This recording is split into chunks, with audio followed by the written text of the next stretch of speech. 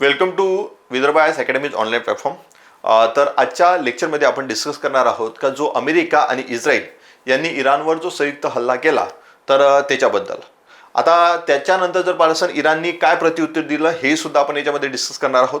सोबतच या हल्ल्याचा परिणाम जगावर काय होईल, त्यानंतर जर पाहिलं भारतावर काय परिणाम होईल आणि भारतासाठी जर पाहिलं असणार तर काय आहे का एक प्रकारचा भविष्यातील वाटचाल किंवा जो मार्ग आहे तो कोणता आहे. सोबतच आता हा जेव्हा हल्ला झाला तर हा हल्ला एका दिवसात नाही झाला, याच्यामागे काही ती ऐतिहासिक पार्श्वभूमी आहे.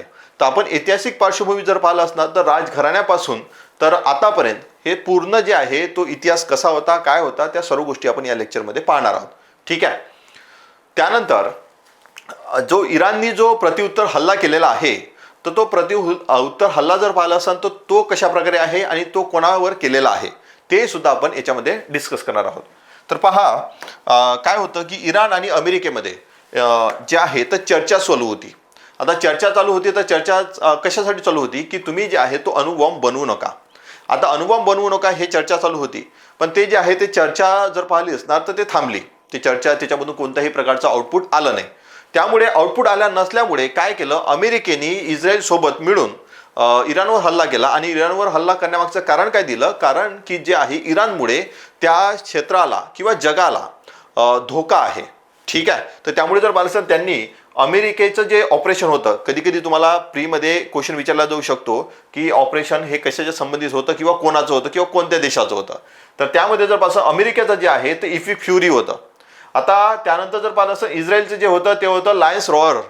आता लायन्स रोअर जे आहे आणि इफिक फ्युरी जे आहे हे संयुक्त हल्ला होता इराणवरचा. पण इराणनी सुद्धा त्याला प्रत्युत्तर दिलं. तर इराणनी जे प्रत्युत्तर दिलं त्याचं नाव जे आहे ते ट्रू प्रॉमिस 4 हा प्रत्युत्तर जो आहे तो हल्ला होता. कोणाकडून? इराणकडून. आता जेव्हा अटॅक करण्यात आला ना, तर इराणवर जेव्हा अटॅक करण्यात आल्यानंतर जर पाहिलं असणार तर हे काही प्लेसेस आहे, उर्मिया, करज, कॉम, दमावंद. तर हे जर पाहिलं असं इराणमधले काही प्लेसेस आहे का त्याच्यावर जर पाहिलं असेल तर अटॅक करण्यात आला. आणि त्याच्यामध्ये मेन जर अटॅक पाहिला असाल तर तेहरान जे आहे इराणची राजधानी आहे त्यावर अटॅक केला. आणि त्यावर अटॅक केल्यानंतर जर पाहिलं असणार तर तिथले जे सुप्रीम लीडर होते, कुठले आपल्या इराणचे, तर इराणचे जे सुप्रीम लीडर होते तर त्यांचा त्याच्यामध्ये मृत्यू झाला. ठीक आहे. आता मृत्यू झाल्यानंतर जे आहे आता जे सुप्रीम लीडर आहे हे केव्हापासून होते, तर हे सुप्रीम लीडर जवळपास 36 वर्षापासून तिथं राज्य करत होते. ठीक आहे. आणि हे सुप्रीम लीडर केव्हा बनले होते तर हे 1979 मध्ये. आता त्याच्यामध्ये क्रांती झाली होती आणि त्यानंतर ते बनलेले होते सुप्रीम लीडर. आपण ते डिस्कस करणारच आहोत समोर. ठीक आहे. नेक्स्ट जर आता त्याच्यामध्ये जर पाहिलं ना तर इराण जे आहे, इराणमध्ये काय आहे का इराणचं जे स्ट्रक्चर जर पाहिलं तर स्ट्रक्चर कसं होतं की वरती जे आहे सुप्रीम लीडर, मग सुप्रीम लीडरच्या जे खाली तर राष्ट्रपती, त्यानंतर न्यायव्यवस्था, त्यानंतर संसद, त्यानंतर गार्डियन परिषद, त्यानंतर जर पाहिलं असणार तर लष्कर. अशा प्रकारे हे सर्व जे आहे तर हे कोणाच्या खाली राहत होते किंवा कोणाच्या आपण म्हणू शकतो की सबऑर्डिनेट जे होते तर ते कोणाचे होते तर सुप्रीम लीडरचे. ठीक आहे.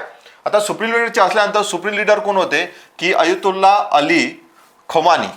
आता हे खोमानी जे होते ना हे केव्हापासून बनलेले होते, हे 1979 पासून. त्यानंतर जे आहे तर प्रत्युत्तरामध्ये एक लक्षात ठेवा की एक सर्वात महत्वाची जी स्ट्रेट आहे तर त्याला म्हटलं जाते स्ट्रेट ऑफ हॉर्मुझ. आता स्ट्रेट ऑफ हॉर्मुझ जे आहे तर हे सर्वात महत्वाची आहे. आता सर्वात महत्वाची का आहे, कारण का जो ट्रेड किंवा जो व्यापार होतो जगामधला हा बराचसा महत्वाचा जो व्यापार आहे, तो ऑइलचा असो, तो फर्टिलायझरचा असो या इतर कोणताही असो, तो व्यापार जर पाहिला असाल तर या प्लेसमधून होतो किंवा या एरियामधून होतो. आता या स्ट्रेट ऑफ हॉर्मुझ जे आहे ना तर त्यांनी काय केलं, इराणनी ब्लॉक करून टाकला. ठीक आहे. इराणनी काय केलं, ब्लॉक केला. आता इराणनी जसं काय आहे का त्यांचं जर पाहिलं असतं तर त्यांचे जे सुप्रीम लीडर आहे, सुप्रीम लीडरचा जेव्हा मृत्यू झाला तर त्या केसमध्ये त्यांना प्रत्युत्तर देणं तर भागच होतं. तर त्यांनी जर पाहिलं असणार तर त्याच्यामध्ये काय केलं, पहिली तर गोष्ट त्यांनी जे ऑपरेशन राबवलं. ठीक आहे.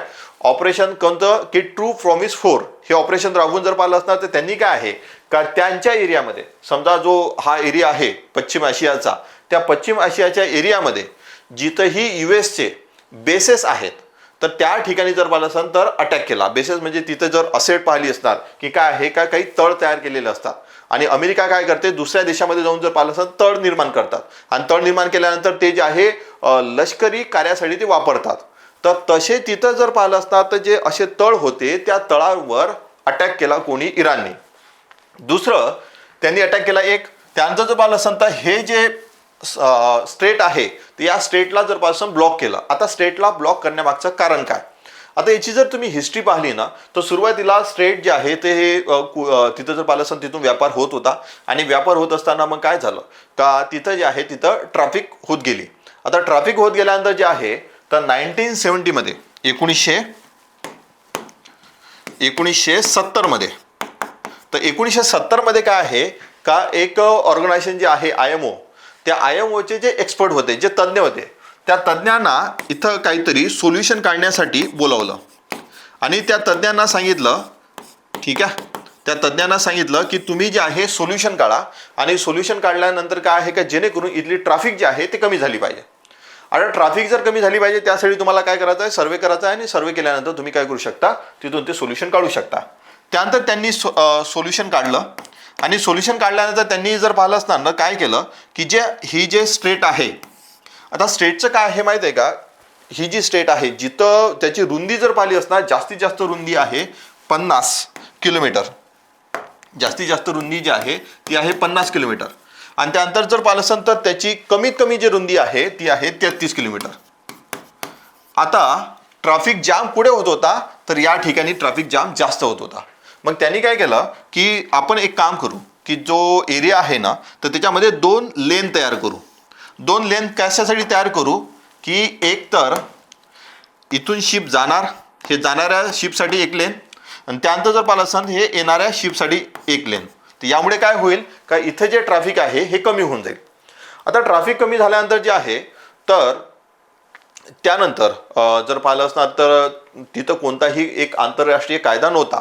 पण 1982 मध्ये एक कायदा आला त्याला UN क्लॉज असं म्हटलं जाते. हा कायदा आल्यानंतर जर पाहिलं असं इराणनी काय केलं इराणनी या कायद्यावर स्वाक्षरी तर केली पण याला मान्यता नाही दिली. म्हणजेच काय आहे याला साईन केलं ठीक आहे पण याला रॅटिफाय नाही केलं. आता साईन केल्यानंतर रॅटिफाय न करण्यामागचं कारण काय होतं का जर रॅटिफाय केलं तर त्याला जर पाहिलं असं इराणला या प्लेसमध्ये जसं यांनी आज ब्लॉक केलं ना तर या ब्लॉक करण्याचं त्याच्याकडे ऑप्शनच नसतं. तर त्यामुळे जर पाहिलं असेल त्यांनी काय केलं स्वाक्षरी तर केली पण त्याच्यावर मान्यता दिली नाही किंवा रॅटिफाय केलं नाही. मग रॅटिफाय केलं नाही तर त्यानंतर त्यांनी काय केलेलं होतं की जेव्हा हा सर्वे झाला त्यानंतर सर्वे झाल्यानंतर जर पाहिलं तिथं 2 लेन तयार करण्यात आले आणि 2 लेन तयार करण्यात आल्यानंतर तिथे ट्रॅफिक कमी गेली. त्याच वेळेस त्यांनी जे आहे रशियाची मदत घेतली. रशियाची मदत घेऊन इथं सर्वे केला. कशामध्ये इथं सर्वे केला आणि सर्वे केल्यानंतर जर पाहिलं असेल तर त्यांनी जे आहे ना तर काही रिपोर्ट्सनुसार असं आहे का जवळपास 10,000 सी माइन्स जे आहे इथं जे आहे डिप्लॉय केल्या. ठीक आहे इथं सी माइन्स जे आहे डिप्लॉय केल्या आणि सी माइन्स जे डिप्लॉय केल्यानंतर काय आहे का इन केस आता त्यांनी ब्लॉक केल्यानंतर जर पाहिलं असणार ना तर इन केस जर तिथून जाण्याचा कोणी जर प्रयत्न केला त्यात ती सी माइन जी आहे ती सी माइन एक्सप्लोड होऊन जाईल किंवा त्याचा स्फोट होईल. स्फोट झाल्यानंतर त्याचा काय होत असते का तिथून वेव्स तयार होतात लाटा तयार होतात आणि लाटा तयार झाल्यानंतर तिथं गॅसचे बबल्स तयार होतात. गॅसचे बबल्स तयार झाल्यानंतर जे शिप असते त्या शिप जर पाहिलं एक तर त्याला गंज लागतो त्यानंतर नाही तर ते मेल्ट होऊ शकते किंवा ते वितळू शकते. ठीक आहे तर त्यामुळे जर पाहिलं असेल तर शिपचं नुकसान होऊ शकते. आणि दुसरी गोष्ट काय आहे का आता याच्यामध्ये एक लक्षात घ्या हे कशासाठी करत आहे इराण कारण की आता USAने अटॅक केला आणि जास्तीत जास्त कंपन्या जर पाहिलं असेल इन्शुरन्स देणाऱ्या ह्या कोणत्या आहे युरोपमधल्या आणि त्यानंतर जर पाहिलं असेल तर अमेरिकेच्या. तर म्हणजेच काय आहे का याच्यामुळे जे युरोपमधल्या कंपन्या जर पाहिलं असणार तर जो अटॅक आज USA त्यांच्यावर करत आहे इराणवर तर इराणला अमेरिकेला प्रेशराईज करू शकते का तुम्ही हे युद्ध थांबवा. ठीक आहे. दुसरं याच्यामुळे जर पाहिलं असणार तर ऑइल इथून जात नाही आहे. आता ऑइल जात नसल्यामुळे काय होणार का एक प्रकारचं जर पाहिलं असणार तर ऑइलच्या किमतीमध्ये वाढ होऊ शकते. ठीक आहे त्याचं जे टार्गेट आहे ते मी तुम्हाला सांगत आहे. ठीक आहे. दुसरी जर गोष्ट पाहिली असणार तर त्यांनी अजून काय केलं, हे प्रत्युत्तर आहे कोणाचं, इराणचं. आता त्यांनी दुसरं जर पाहिलं असता काय केलं का इथून फक्त असं नाही की ऑइलचाच फक्त तिथं व्यापार होत होता, तिथून फर्टिलायझर आहे, त्यानंतर जर पाहिलं असतं तर बाकीच्या ज्या काही वस्तू आहे त्याचा तिथं व्यापार होत होता. पण तो व्यापार होत असताना तेही सुद्धा जी आपण त्याला काय म्हणू शकतो की ग्लोबल सप्लाय चेन, ठीक आहे, जागतिक जो जागतिक जी चेन असते तर ती जर पाहिलं असणार तर त्याच्यामध्ये काय झालं का एक अडथळा निर्माण झाला. आणि अडथळा निर्माण झाल्यामुळे त्याच्यामध्येही सुद्धा महागाई जी आहे ते वाढू शकते. ठीक आहे. तर त्यांनी जर पाहिलं असणार का जो 1970 मध्ये किंवा 1970 म्हटल्यापेक्षा आपण म्हणू शकतो का तिथून सुरुवात झाली होती, पण 1973 मध्ये जो ऑइल शॉक आलेला होता किंवा ते तेल संकट आलेलं होतं, ते 1973 मध्ये तेल संकट का आलेलं होतं, कारण की इस्रायलवर अटॅक केलेला होता. जेवढे कोणते अरब कंट्रीज होत्या त्या अरब कंट्रीजनी, आणि त्याच्यापैकी जर पाहिलं असेल तर सुन्नी ज्या देश होते पर्टिक्युलरली त्यांनी अटॅक केलेला होता. आणि 1973 मध्ये किंवा 1973 मध्ये ज्यावेळेस अटॅक केला त्या इस्रायलच्या मदतीसाठी जर पाहिलं असेल तर अमेरिका आलेला होता. आणि अमेरिका आल्यानंतर जर पाहिलं असणार तर इस्रायल तो वाचला. मग अरब देशांना असं माहीत पडलं का इस्रायलच्या मदतीसाठी हे कोण आलेलं आहे तर अमेरिका आलेला आहे. त्यामुळे त्यांनी काय केलं, जास्तीत जास्त जर पाहिलं असणार तेल कुठे सापडते तुम्हाला ते अरब देशामध्ये सापडते. त्यांनी काय केलं, अमेरिकेला तेल देणं बंद करून टाकलं. आणि तेल देणं बंद करून टाकल्यानंतर हे जवळपास जर पाहिलं असं डिसेंबर पासून तर हे जानेवारी फेब्रुवारीपर्यंत चाललेलं होतं 1974. त्यामुळे काय झालं का एक प्रकारे मोठा शॉक किंवा तेल संकट निर्माण झालेलं होतं जागतिक पातळीवर. आणि जागतिक पातळीवर जेव्हा हे तेल संकट निर्माण झालं तर त्याचा परिणाम कशामध्ये झाला, ते महागाई वाढलेली होती. तर त्याच वेळी आता जर पाहिलं त्यावेळेस जास्त फटका हा अमेरिकेला बसलेला होता. पण आता असंच जर चालू राहिलं तर याचा फटका पूर्ण जगाला बसू शकतो. ठीक आहे. तर इराणनी जर पाहिलं असेल, इराण कारण की तुम्ही त्यांचे जे आहे सुप्रीम लीडर यांची हत्या केली, तर त्यामुळे काय आहे का ते प्रत्युत्तर तर देणारच. ठीक आहे. आता ऐतिहासिक जर पार्श्वभूमी जर तुम्ही पाहिली तर यामध्ये काय आहे का एक तर जे आहे ना तर दीर्घकालीन शत्रुत्व. आता हे दीर्घकालीन शत्रुत्व का आलं किंवा एक जर पाहिलं असेल तर त्यांच्यामध्ये वैचारिक स्पर्धा आहे. तर हे का आहे आपण थोड्या वेळामध्ये डिस्कस करणार. त्यानंतर जर पाहिलं असाल अणुकरार. आता अणुकरार जो आहे अगोदर करण्यात आलेला होता, पण नंतर जो अणुकरार हा तोडण्यात आला जेव्हा 2016 मध्ये ट्रम्प जे आहे ते राष्ट्रपती बनले अमेरिकेचे. आणि राष्ट्रपती बनल्यानंतर त्यांनी जो आहे तो करार रद्द केला.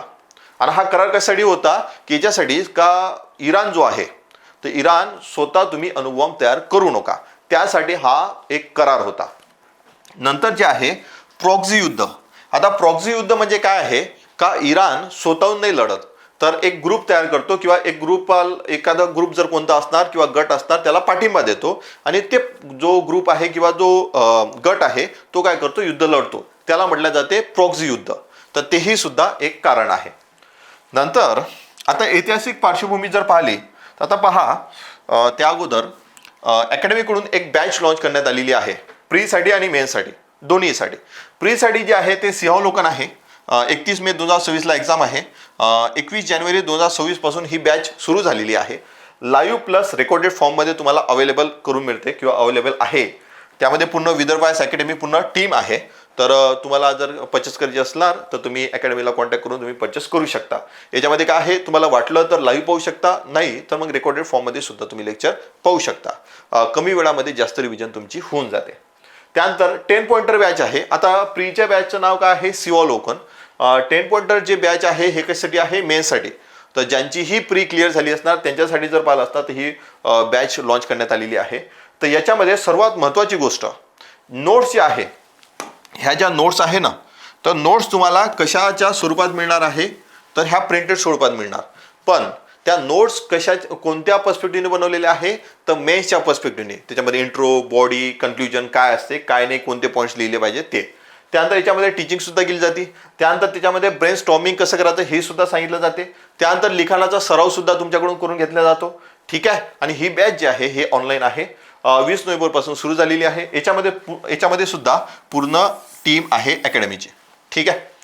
तर त्याच्यानुसार जर पासून तुम्हाला मेन्स वाटलं तर मेन्सचे तुम्ही जॉईन करू शकता आणि प्रीचं वाटलं तर प्रीचं जॉईन करू शकता. ठीक. त्यानंतर जेव्हा ऐतिहासिक पार्श्वभूमी जर पाहिली ना तर यामध्ये काय आहे का सुरुवातीला तर इथं काजर राजघराणे होतं. आता काजर राजघराणे जर पाहिलं असतं तर याचा जो पिरियड होता हा होता 1789 ते 1925 पर्यंत. आता 1925 नंतर काय झालं का तिथं एक एक म्हणजे त्याला आपण म्हणू शकतो का एक लीडर आला किंवा एक नेता आला. हा लीडर किंवा नेता कोण होता? रजा खान. हा रजा खान जो आहे हा रजा खान सडनली नाही आला, कारण का हे राजघराणं जेव्हा होतं ना त्यावेळेस हा अधिकारी होता. ठीक आहे, हा कोण होता? हा लष्कर अधिकारी होता. आता लष्कर अधिकारी असल्यामुळे यांनी काय केलं, तिथं मिलिटरी कू केला. आणि मिलिटरी कू केल्यानंतर जर पाहिलं असणार तर त्यांनी जे आहे तिथली जी सत्ता होती ती घालवली आणि तो स्वतः सत्तेवर बसला. आता सत्तेवर बसल्यानंतर जर पाहिलं असतं तर हा कधी बसला? 1926 मध्ये. पण याला बॅकिंग जर पाहिलं असतं ना, बॅकिंग कुणाचं होतं? याला होतं ब्रिटनचं. ब्रिटन याला सपोर्ट करत होता. ठीक आहे. नंतर त्याच्यानंतर रजा खान जो आहे तर रजा खाननी काय केलं, मग चांगल्या प्रकारे तिथं विकास केला. विकास पुरुष अशी त्याची प्रतिमा तयार झालेली होती. त्यांनी जे आहे ब्रिटनचं जे इंडस्ट्रियल रिव्होल्युशन किंवा औद्योगिक क्रांती झालेली होती तर त्याचा जर पाहिलं असतं तर थोडंसं आपल्या इराणमध्ये सुद्धा झालं पाहिजे याच्यासाठी त्यांनी प्रयत्न केले. पण नंतरच्या काळामध्ये काय झालं की रजा शाह पहलवी. आता रजा शाह पहलवी कोण आहे? तर हा जो आहे रजा खानचाच मुलगा आहे. तर रजा खानचा मुलगा जो आहे तर त्या रजा खानच्या मुलाकडे त्यांनी ते सत्ता सोपवली 1941 मध्ये. पण हा याच्या वडिलांच्या ऑपोजिट होता. म्हणजे ऑपोजिट होता म्हणजे काय आहे का त्यांनी जे आहे तर चुकीचे कार्य करण्यास सुरुवात केलेली होती. ठीक आहे. एक त्यांनी विंग तयार केली होती आणि विंग तयार केल्यानंतर जर पासून जे इस्लामिक कट्टर असणार तर त्यांना जर पाहिलं असणार तर काय करत होतं, त्यांना मारणं, त्यांच्यावर अत्याचार करणं अशा प्रकारचं जे कृत्य तो करत होता. पण नंतर काय झालं की हे सुरू होतं. मग क्रांती झाली. क्रांती कधी झाली? 1979 मध्ये. आता क्रांती झाल्यानंतर क्रांती होईपर्यंत जर पाहिलं ना तर काय होतं की इथपर्यंत अमेरिका आणि इराण हे चांगले मित्र होते. पण क्रांती झाली.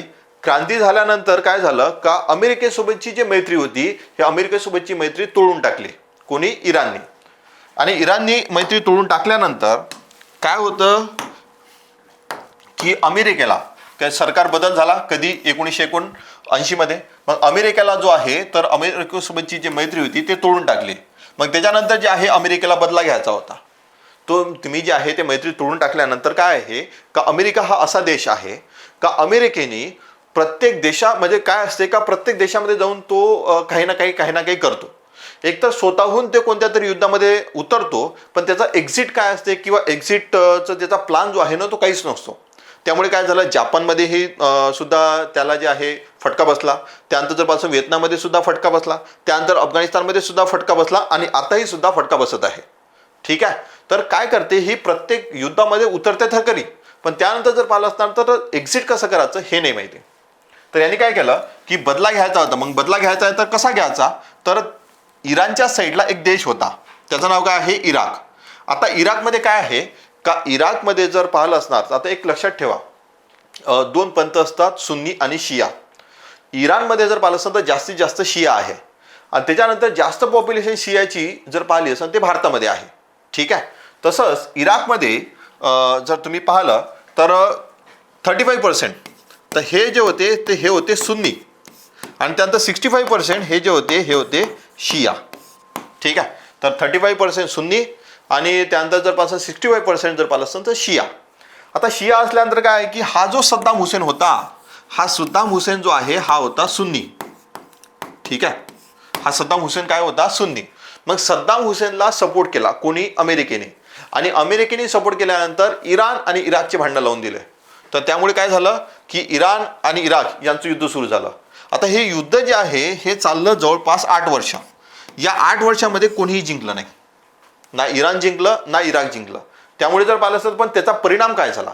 परिणाम हा झाला का इराकमध्ये जो शस्त्र होते तर याला इराकमध्ये जे शस्त्र आहे ते वाढले. ठीक आहे. इराकमध्ये जे शस्त्र होते ते वाढले कारण का सद्दाम हुसेनला सपोर्ट करणारा होतं USA. त्यानंतर जर पाहिलं असेल इस्रायल सुद्धा सपोर्ट करत होतं. तर जेही शस्त्र लागत होते तर ते अमेरिका आणि त्यानंतर जे इस्रायल आहे ते दोन्ही त्याला सपोर्ट करत होते किंवा ते पुरवत होते.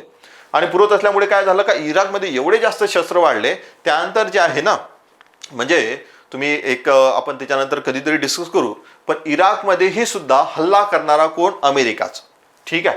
तर इराकमध्ये जे आहे शस्त्र वाढले आणि इराकमध्ये शस्त्र वाढल्यानंतर जे आहे इराणच्या हे लक्षात आलं की जर आपण आता एखादी रणनीती जर नाही तयार केली तर त्या केसमध्ये काय होऊ शकते का आपल्यावर पुढे जाऊन जो US आहे ना हा अशाच प्रकारे हल्ले करत राहणार किंवा अशाच प्रकारे कोणत्या ना कोणत्या देशासोबत आपलं भांडण चालूच राहणार.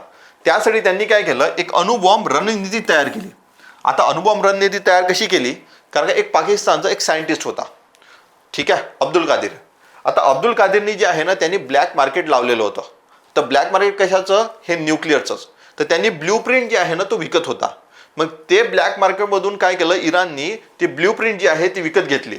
आणि विकत घेतल्यानंतर त्यांनी जर पाहिलं असेल तर अणुबॉम्बची रणनीती आपली कशी असली पाहिजे यासाठी प्रयत्न सुरू केले. आता काय आहे का तुम्हाला हे माहिती होतं की इराकमध्ये शस्त्र वाढलं. आता इराकमध्ये शस्त्र वाढल्यानंतर काय झालं का जो सद्दाम हुसेन होता हा सुन्नी यांचा सर्वोच्च नेता स्वतःला मानण्यासाठी सुरुवात केली त्यांनी. पण काय आहे का सौदी अरेबिया जे आहे ना हे जर पाहिलं असेल तर सुन्नीचं नेतृत्व करणारा एक देश होता. मग त्याला असं वाटलं की इराक जर पाहिलं असता तर इराक जर असं काही करत असणार तर त्यामुळे माझं जे स्थान आहे ते धोक्यात येऊ शकते. मग त्यांनी काय केलं की मग जर पाहिलं नंतर अमेरिकेला यांनी सांगितलं आणि अमेरिकेने काय केलं, गल्फ युद्ध केलं 1990 मध्ये आणि इराकला कट टू साईड केलं. ठीक आहे, कट टू साईज म्हणजे याला कमी करण्याचं काम जर पाहिलं असेल तर या गल्फ युद्धामुळे झालेलं होतं. आणि हे कोणी करवलेलं होतं जर पाहिलं असेल अमेरिकेने. अमेरिका जे आहे प्रत्येक देशामध्ये काही ना काही करणारच आहे आणि समोरही सुद्धा पहा, आपण जेव्हा पाहू ना तेव्हा तुम्हाला दिसणारच. मग 2005 मध्ये काय झालं की 2005 मध्ये इराणच्या राष्ट्रपतीने घोषित केलं की आमच्याकडे एवढी क्षमता आहे की आणि आम्ही जे आहे अणुबॉम्ब तयार करू शकतो. एवढी तरी क्षमता आहे आमच्याकडे, आम्ही अणुबॉम्ब तयार करू शकतो. त्यामुळे काय झालं की अमेरिकेला एक प्रकारे धक्का बसला. त्यानंतर इस्रायलला सुद्धा जे आहे, इस्रायल अमेरिका यांना असं वाटलं की यांना भीती वाटायला लागली का उद्या जाऊन जर पाहिलं तर अशा प्रकारे जर यांना जर क्षमता याच्यामध्ये आली असणार आणि क्षमता आल्यानंतर जे आहे उद्या अणुबॉम्ब तयार करू शकणार. आणि अणुबॉम्ब तयार केल्यानंतर इस्रायलला सर्वात मोठा धोका होता. ठीक आहे, त्यानंतर अमेरिकेने कॉन्टॅक्ट केला इराणला आणि इराणला म्हटलं की एक काम करा, तुम्ही जे आहे ना अणुबॉम्ब वगैरे काही बनवू नका, आपण एक करार करू आणि या करारामध्ये काय करू की तुम्ही जे आहे तिथपर्यंत म्हणजे सिव्हिलियन पर्पजसाठी किंवा नागरिक जे कार्य आहे तर त्याच्यासाठी तुम्ही त्याचा वापर करा, पण अणुबॉम्ब वगैरे तयार करू नका. आताच हे इम्प्लिमेंट होणार होतं, हे इम्प्लिमेंट याची अंमलबजावणी सुरू होताना होती. पण त्याच्याचमध्ये 2007 मध्ये काय झालं, एक अहवाल आला.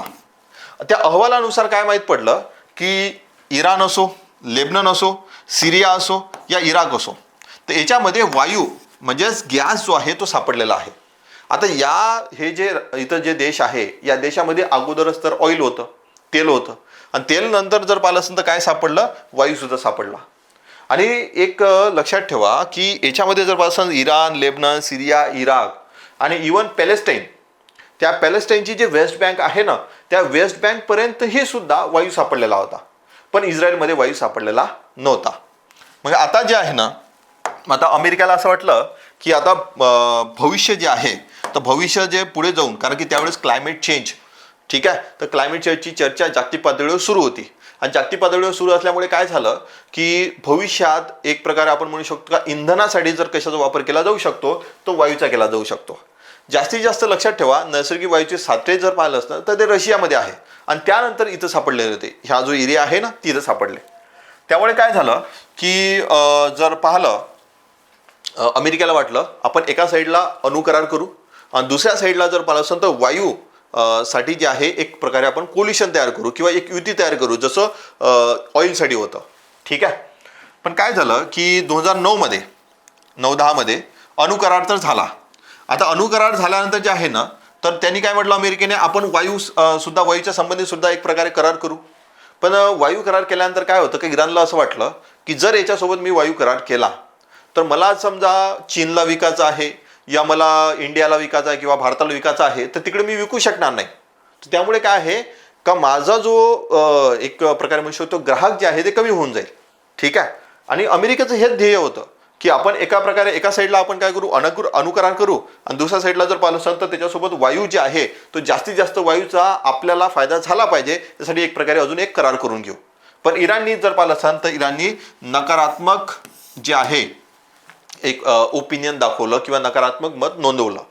नकारात्मक मत नोंदवल्यानंतर जे आहे तो 2011 मध्ये, आता 2011 मध्ये काय झालं की आता जो आहे इराण जर पाहिलं असता तर तो मानायला तयार नव्हता की मी जे आहे याच्यामध्ये किंवा हा जो करार आहे हा करार करत नाही. त्यामुळे काय झालं की त्यांनी जे आहे ना एक अरब स्प्रिंग ही चळवळ सुरू केली.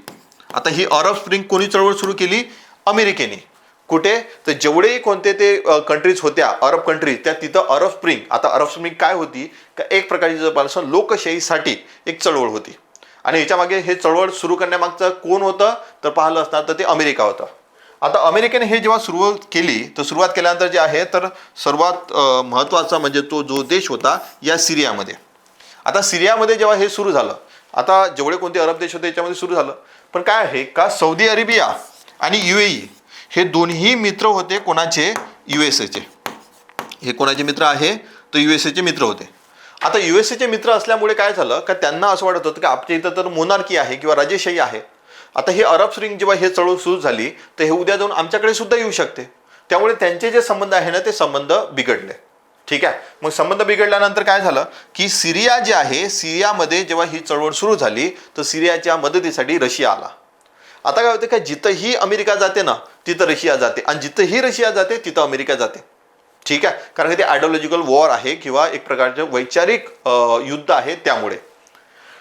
त्यामध्ये रशिया जे आहे रशिया जर पाहिलं तर सिरियाच्या मदतीला आला. रशिया का मदतीला आला होता? कारण की तिथं जे आहे वायूचे साठे होते आणि त्यानंतर एका साईडला म्हणजे कारण का हा केंद्रबिंदू होता.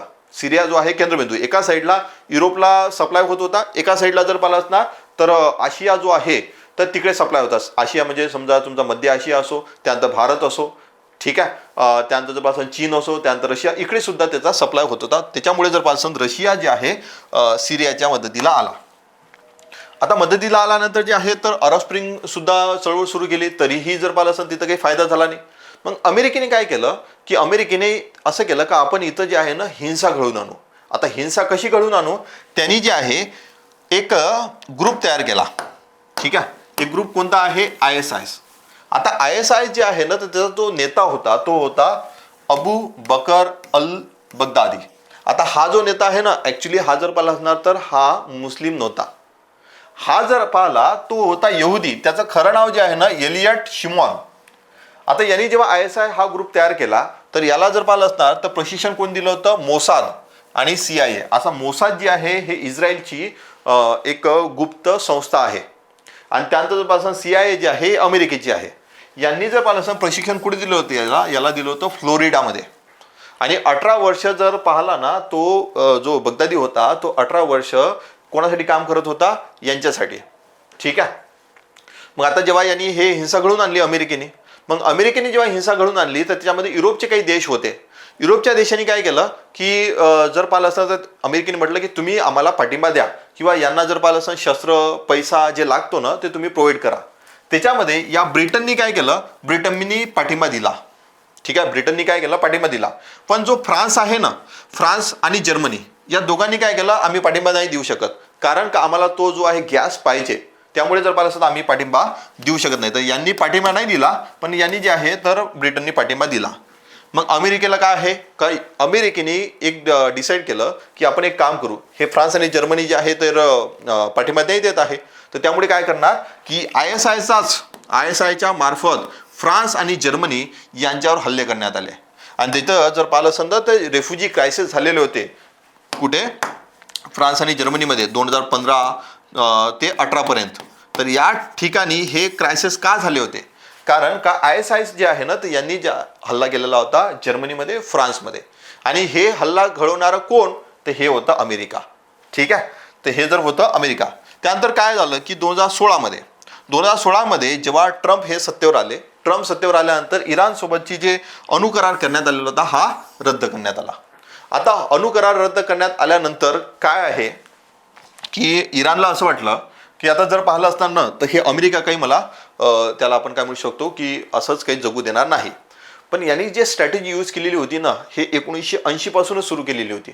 या 1980 पासून कशा प्रकारे त्यांनी स्ट्रॅटेजी यूज केली का त्यांनी काय आहे काही प्रॉक्सी ग्रुप तयार केले.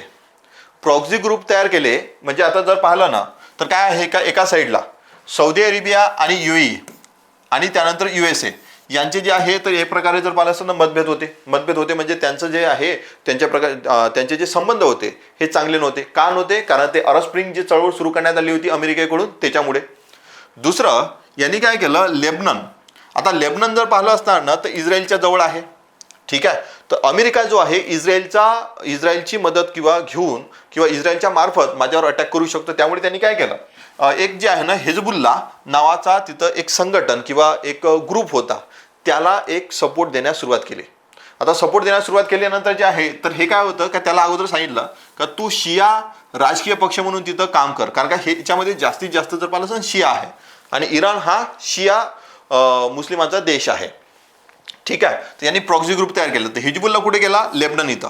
तर याला सपोर्ट दिला, राजकीय पक्ष म्हणून एक तयार केलं. राजकीय पक्ष तयार केल्यानंतर जे आहे त्याच्यामध्ये आपण त्याला काय म्हणतो, सरकारमध्ये सुद्धा हा पक्ष जो आहे तो होता. पक्ष म्हटल्यापेक्षा हा जो ग्रुप होता तो होता. आणि ग्रुप असल्यानंतर मग त्यांनी जे आहे ना त्याच पैशातून, सरकारच्याच पैशातून एक मिलिटरी ग्रुप तयार केला. आणि तो मिलिटरी ग्रुपचं काम काय होतं का इथं जर पाहिलं तर याला टॅकल करणं. दुसरं, एका साईडला आता हे झालं. त्यानंतर जे आहे यमन. आता यमन जे आहे तर यमनमध्ये हुती होते. आता हुती जे आहे हे शिया आहे. तर यांच्यासाठी सुद्धा एक ग्रुप तयार केला. तो कोणता, अन्सार अल्लाह. आता अन्सार अल्लाह जर पाहिलं असतं तर यालाही सुद्धा सपोर्ट कोणी केला, इराणनी केला. तर हा एक प्रकारचा जर पाहिलं तर आपण काय म्हणू शकतो प्रॉक्सी ग्रुपच होता. ठीक आहे. आता हे झालं. त्यानंतर जे आहे त्याला अजून असं वाटलं की अजून एकाचा वापर ते करू शकते, ते म्हणजे पाकिस्तान. मग पाकिस्तानमध्ये जर पाहिलं ना तर त्यांनी काय केलं, तेहरीक-ए-तालिबान पाकिस्तान. याला जे आहे तालिबान पाकिस्तान सुद्धा म्हणून ओळखल्या जाते. आता हा जो आहे ना तर हा काय होता, हा ग्रुप होता, हा निघालेला होता अल कायदा म्हणून. ठीक आहे. अल कायदामधून जो ग्रुप निघालेला होता त्याला म्हटलं जातं तेहरीक-ए-तालिबान पाकिस्तान. तर हा जो ग्रुप आहे तर याचा एक युनिट तयार करण्यात आलं, त्याचं नाव आहे झेनब. तर झेनब जे आहे हे पाकिस्तानला त्रास देईल. ठीक आहे. दुसरं जर पाहिलं असेल एक फातिमा युनिट तयार करण्यात आलेलं होतं. हे कशा थ्रू, तालिबान जे आहे ना या तालिबान थ्रूच. तर हे फातिमा युनिट जे आहे हे सुद्धा पाकिस्तानला त्रास देईल. ठीक आहे. म्हणजेच काय आहे का जर पाहिलं तर हे माझ्यावर अटॅक करण्याच्या अगोदर, ठीक आहे, जे माझ्यावर अटॅक करण्याच्या अगोदर हे अगोदरच त्यांच्याच मध्ये ते भांडत राहणार. आताही सुद्धा जर पाहिलं असणार ना तो अटॅक जो करण्यात आलेला होता अफगाणिस्तान आणि पाकिस्तानचं भांडण कशासाठी सुरू आहे किंवा त्यांचा वाद कशासाठी आहे तो याच्यासाठीच आहे. ते आपण नेक्स्ट एखाद्या व्हिडिओमध्ये आपण डिस्कस करूच. पण त्याच्यामध्ये जर पाहिलं असतं तर हे कशासाठी आहे, त्यासाठीच आहे. आणि अल कायदाचाच हा ग्रुप आहे.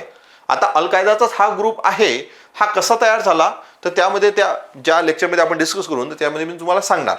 पण आतापुरतं एवढं लक्षात ठेवायचं आहे, हा अल कायदाचाच एक ग्रुप आहे आणि त्याचं एक युनिट आहे झेनब युनिट. ठीक आहे. तर पाकिस्तानने सुद्धा टॅकल झाला. तर त्यांनी काय केलं, असे प्रॉक्सी ग्रुप तयार केलेले होते.